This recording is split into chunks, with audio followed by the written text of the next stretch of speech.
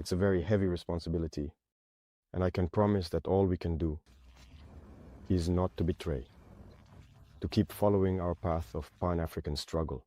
We hope that it will inspire all African youth, and that the Pan-Africanism we long for so much can become a reality. Because Africa has suffered a lot. It's time for us to unite, to work together, to develop ourselves. We lived with Western troops and all that. We saw, and we decided to part ways with those troops because it doesn't fit with our struggle. On the contrary, it actually amplifies the problem.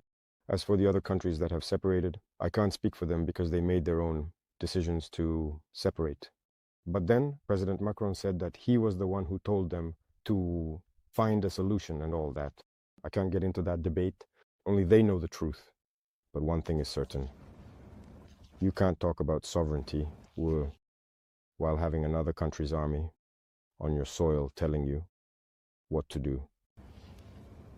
The economy, education, the entire development of a country is based on the military. So every country should develop its own army, be sovereign and independent.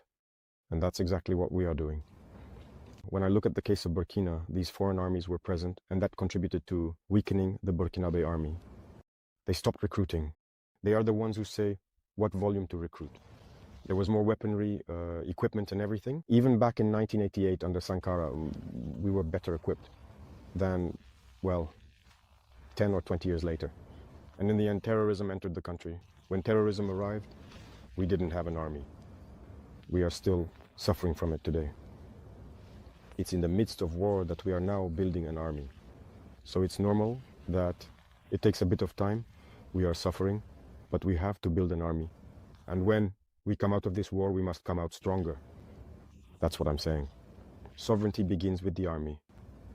Once you have a strong army, all the other sectors can easily develop. That's what I can say. That's what led Burkina, in any case, to separate from those armies.